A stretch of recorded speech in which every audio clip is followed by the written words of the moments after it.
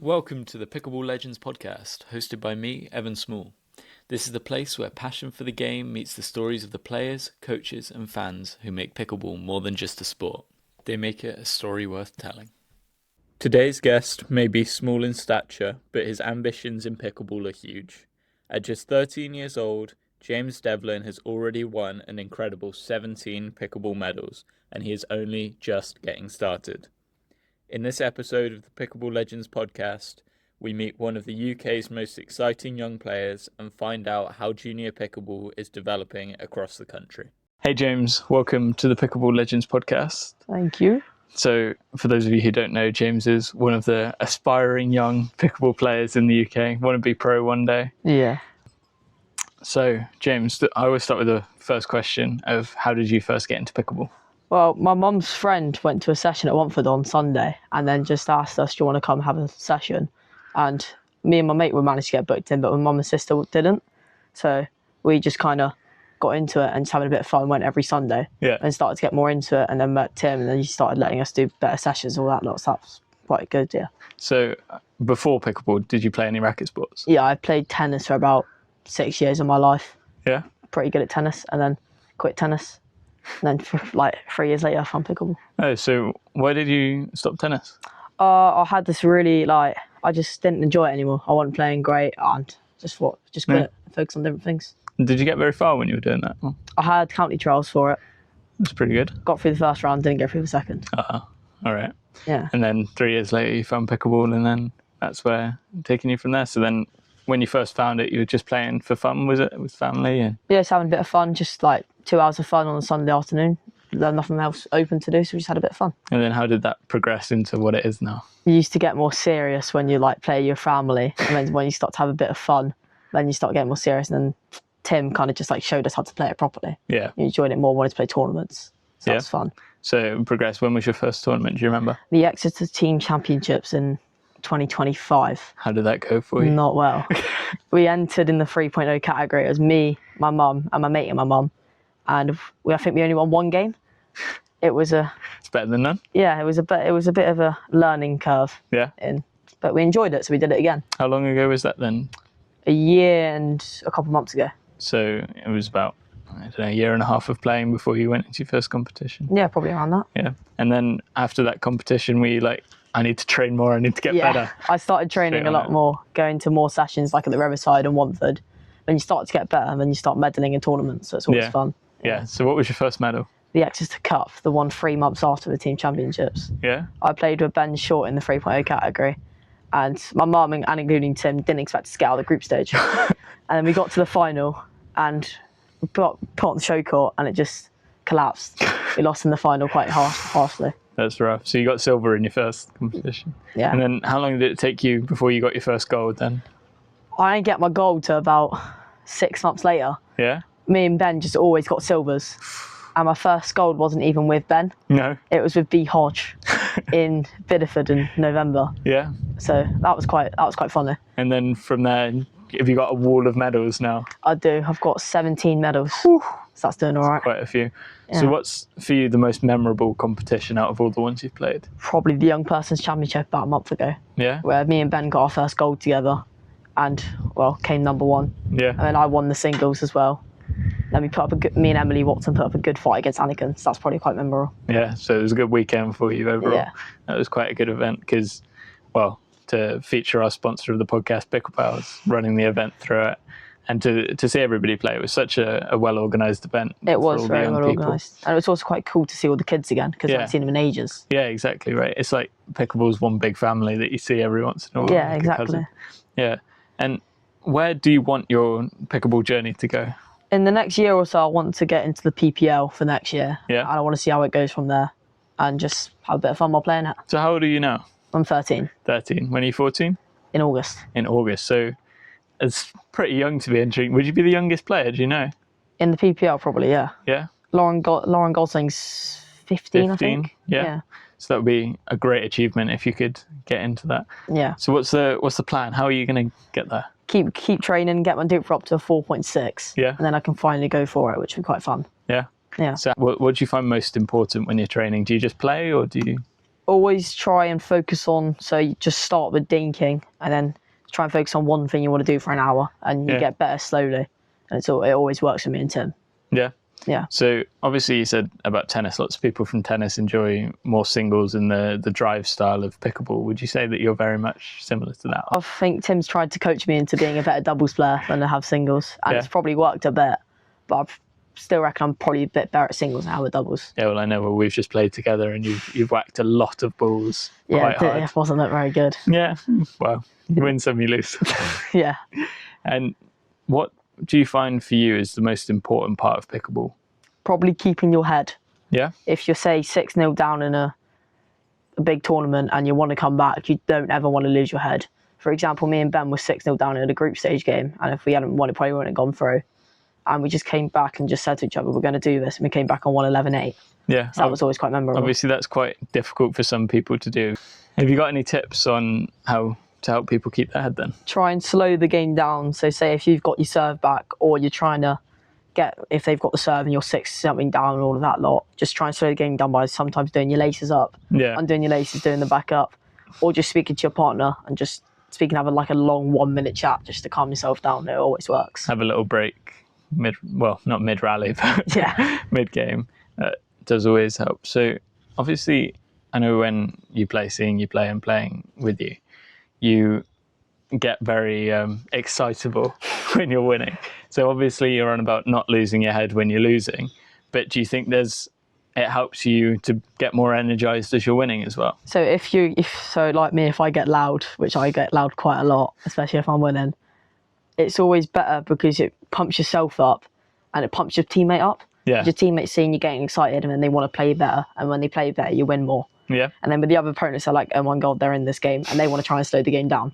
Yeah. So rather than being there all sad, and you want to get pumped up as you start winning points. Exactly, yeah. So how do you turn that around? Because obviously you're saying about staying calm, and then you're on about being excitable. So is there anything that goes through your head that you tell yourself when you're playing? It's almost like you only get really excited if you know you can do it. Yeah. It's almost like if you're in a game and you're like 10-1 down or something, you don't shout about it. You talk to your teammate and say, look, we've got 1 point, then we can do this. You don't always just go, yeah. So is that what we'll hear if we're stood next to the court when you and Ben are playing? What are you talking to each other about? Talking to point? Probably just about where we hit it and who we hit it to. Yeah. It's almost like if they know they're better at, say, the fast hands battles, you want to get into dinking battles. If they're better at dinking battles, you get into fast hand battles. It's almost just like that. Yeah, so it's just a very simple kind of tactical conversation that you're having with each other. Yeah, it is. And is there any kind of tactics that you're picking up along the way that you've learned that you find really help you? I reckon the shake and bake helps a lot. Yeah? I got shown the shake and bake and just didn't understand it. So for everybody who doesn't know, what is a shake and bake? It's where if, say, your teammate does a deep serve, and then they hit a really short return, you want to your teammate drives it at them, you're coming in, and if they pop it up, you smack it back down for the point. So that always helps you get a few really quick points. That helps you get pumped up, and that helps you win. Yeah. Yeah. So you like to ride that wave then through the game and keep the pace up. Do you find that you start to rush serves a bit more and go through it quicker when you're winning? That's what I tell myself. Don't rush it too much, but if you rush it, then sometimes you make more mistakes when you get annoyed at yourself and then you go back down. Yeah, so it's like a roller coaster. Yeah, literally. Yeah. And throughout your pickleball journey now, you're focusing on your playing, but you're still in secondary school? Secondary school. Yeah? So how are you finding managing that, playing and being at school? Try to keep up with your homework. Yeah. And just don't get your teachers mad at you. It helps a lot. Have you got any of your friends playing as well? Just Ben, really. I've had, when I get like playing Topsham and St Matthews Hill, some of my mates sometimes come down, just have a little bit of a hit about. Yeah. A bit of fun. They don't really get too much into it, just a bit of fun. Yeah. But you want to get into it and take it. Is there anybody in the pickleball world that you aspire to be like? Oh. Ben Johns is not an allowed answer. Okay. I'll go Tamer then, that Tamer guy. He's also sponsored by Selguk, and he's ripping up in the singles game, taking down Jack Sock and all of that lot. It's the same age as you? He's 15. 15, a couple of years older. Just a bit. So I reckon I get to his in 2 level, years? hopefully. Yeah. Yeah, we'll see. Hopefully if you get into the PPL, that would be a good start for it. Do you see yourself in the future going down any other routes in pickleball, like coaching or? I think because I've been kind of brought up as a coaching person. Like I used to coach a bit of tennis, used to coach a bit of football, and coach like sometimes at the youth session in Watford. So I could see myself coaching, but again I could see myself playing as well. Yeah. It's just what I want to do. Yeah. Do you know what? Obviously, you're very young. Do you know what you would prioritize out of those two? Probably playing. Yeah, as much as you can. Definitely, yeah. Is there any title that you really want to win? Any medals out there? I want to win. I want to get an English Open gold medal or an English Masters gold medal. Yeah. Because I've got 2 silvers, and I want a gold. What category are you getting in for it this year then? 4.0 with Ben, and then 4.0 with Emily, and then 4.0 in singles. So you're hedging your bets, 3 different categories. Yeah. Fingers crossed. Hopefully. Yeah, you should play well in that, hopefully. Hopefully, yeah. Yeah. Did you go to the English Open last year? I did. I played in the junior category, got silver. That's pretty good. Yeah. That was my first ever big tournament. Yeah. So that was quite fun to come away with. I wasn't expecting anything. Oh, that's very good then. Yeah. How are you finding it being a junior? Is there enough opportunities for you out there in pickleball? I reckon there's not as much down here in like Devon and that, but if you go to somewhere like London or up north, you find a lot more opportunities because there's a lot more youth clubs. Yeah. But down here, the only thing youth is probably the Junior Pickleball League, which is held every month. Yeah. That's normally about it. So would you be interested in helping out with growing the junior side of things down in Yeah, Devon? I could always try it. Or would you just move up to London instead? I could always move up to London, but then again, you can't get more people into the sport if you don't help. True. And where do you want that growth to be? So do you want more junior competitions, more? Yeah, a bit more junior competitions would be nice, because at the moment I think there's about 4, I think. Yeah. It'd be quite nice to get a little bit more than 4 around the country, because obviously you can travel up anywhere if you can. So get more junior competitions hopefully would be quite nice, yeah. That would be very good to just get everyone involved, even if it's not like the highest level. But I guess you would want the highest level ones as well, right? But it's always quite good because if you get more people into it, slowly they'll get better and better and then they'll start competing at the high level. Yeah. So that always helps. True. Are you finding lots of people your age are playing at a very good standard? Yeah, there was definitely a couple, especially at the young persons. There was definitely a couple who gave me a challenge. Some went down to the wire, some didn't. But yeah, it was a bunch of kids who were very good. Yeah. It's quite interesting to see it coming through now, because obviously, I mean, when we probably started around the same time 3 years ago. Yeah. And I didn't know of any young people playing. I mean, somebody's grandkids came along to our club session one day and then went home. But yeah, it's quite interesting to see it growing in that aspect. Yeah, it was quite cool to see more kids trying it out, having a bit of fun. The youth club down in Exeter is growing slowly but surely. Yeah. It's getting there, yeah. Do you see it getting into schools? I think I do at some point, maybe in the next year or so. Maybe by the next year, March or something, I see it getting into schools, yeah. Into primary schools, secondary schools, or just all of them? Both, probably. Yeah. Yeah. And would you, let's say, if a school was offering an extra curricular thing, would you be interested in coaching in that at all, or? Yeah, I'd definitely be interested in helping, yeah. Yeah, because you might never know, spot a new prodigy, a new partner, and then off with Ben and get a new one. Yeah, no, it's good. And what I find really good about you and Ben playing together is you play together quite a lot, which means that you get that relationship together and you get to play. Yeah, when you play with a certain partner more times than, like, if you play with them once or twice even a month, then you always get used to each other. I mean, you always play better together. Like, I feel when I play with Ben or I play with my next partner, I play better because I know how they play, so I can focus on myself. Yeah. Yeah. So you don't have to worry as much about guessing what they're going to do. You just kind of instinctually know what they're going to do from playing with them.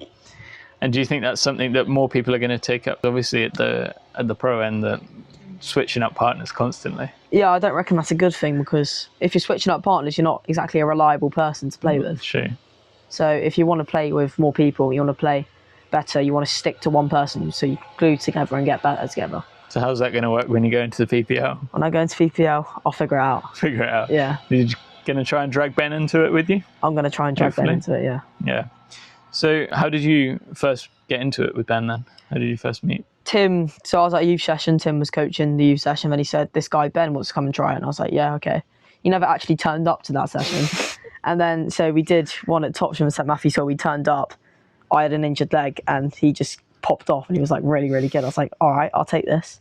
then we just started playing together. It was quite fun. Yeah. So your mum and sister play. Do you like going off to events with them as well and them supporting you, or? Yeah, Anya definitely wants to play a lot more. So when I play, she's always like, can I play? Can I play? Can I play? And I was like, it's just like she wants to get into it, which is good. And once she gets into it, once she gets better, then she can have more opportunities to play. Yeah. Mum's not really that bothered. She's just like, let's get you playing because you're going to turn out to something, and she's probably not, is what she said. So that's always quite fun. There's always opportunities for everyone. You never Yeah. know. Yeah, could be good. Mother and son competition. We've played one together actually. Yeah, I Played in Torquay. Didn't go well. Fell apart. Yeah. Yeah, no. And obviously we do the Devon League as well. How do you find that format? Because obviously you're on about staying with the same partner, but switching up partners constantly. I like the Devon League because the Devon League, you're like used to how people, for example, if you stay in one division all the time, Yeah. you're most likely going to play with the same people. So you get glued to each other, you know how each other play. For example, I played with the same guy about 5 times. So we just know each other play, so it's quite good. Yeah.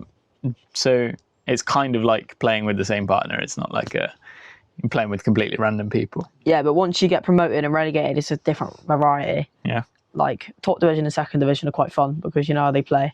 You play with the better people, you get better once you improve. Yeah. So it's always good. Well, would you know anything about promotion recently? Got one a week ago. Well done. Unlucky to you. Congratulations on that. You Wow. came third. So how do you find, obviously when you are switching around those partners, going from playing with somebody to playing against them, how do you find that? It's quite, because you know how they play. Yeah. So you know what their weaknesses are and what they can't do and what they can do. But they know the same for you. So it's almost like you're playing each other's game. You want to play how they play. So you want to focus on what they're doing and not what their partner's doing. So you kind of know, like, yeah, what to hit against on them. Yeah. Yeah, that's quite good. So, do you know on the podcast we've got a section called the Pickle Pals segment? Do you? We do indeed, because the podcast is sponsored by Pickle Pals. Oh yeah. So that's 60 seconds of quick-fire questions for you. Okay. So I need to start a timer. 60 seconds, all right. 60 seconds. I'll There's try no and answer as pressure. quick as I can. Yeah, they're all pickleball related. Oh, Okay. Well, close to pickleball related. You ready? I'm ready. Your time starts now. Okay. Singles or doubles? Doubles. Drop or drive? Drop. Who's your favourite doubles partner? Ben. Where do you see pickleball in 10 years? As popular as tennis. Use 3 words to describe pickleball. Fun, inclusive, and powerful. If pickleball had any other name except pickleball, what would it be? Tennis ball. What's your favourite paddle to use? Got to be the Selkirk. Well, If you could go pro in any other sport other than pickleball, what would it be? tennis. Not allowed to answer tennis. Cricket. That's a good answer. And who's your dream doubles partner? Anyone in the world? Got to be Ben Johns. Oh, that's another not allowed answer. Fine. Tama. Tama, that's a good one. And mixed doubles? Emily Watson. And, well, anyone in the world. Who would you choose? Am I allowed to say Anna Lee? Yeah? Yeah, Anna Lee then. So, do you prefer men's doubles or mixed doubles? Mixed doubles. Mixed doubles. And why do you prefer mixed doubles? It's easier. It's easier. So, that's your time up on that question, but I want to go into that one a bit more. Why do you find mixed doubles easier? I've gotten about 15 of my medals in mixed doubles. So what do you think it is about mixed doubles? It's the fact that because it's a less powerful game, it's more of a drop and drive, drop and dink game. Yeah. So it's funner, and you get normally you're better at dropping and dinking, so you get better at that game. And some people are like, I played 2 tennis players when I played with Emily in a bronze final, and they would just whack, whack, whack, whack. Yeah. And if you just drop them, they couldn't do much of it. Yeah. That's fair enough, especially when you beat the bangers that come on court. Yeah. That's a good point as well. Obviously the female in a mixed doubles match has a lot of pressure on them, and the man, well, it's your job to stand there and look big and scary, isn't it? Yeah, well, I'm quite small. I can't live against Yeah, it. that's true. How do you think that affects how people play when they're on court with you? What do you think they... It's a little kid lobbing. It's probably what they think. I know there were definitely lots of lobs when we played together. So how do you cope with that? How do you deal with that? I train getting lobbed, is that it? And then when I'm at the back of the court, I just train drops and drives, and it helps a lot. And they're just not expecting it to come back as powerful as it does. Yeah, that's good.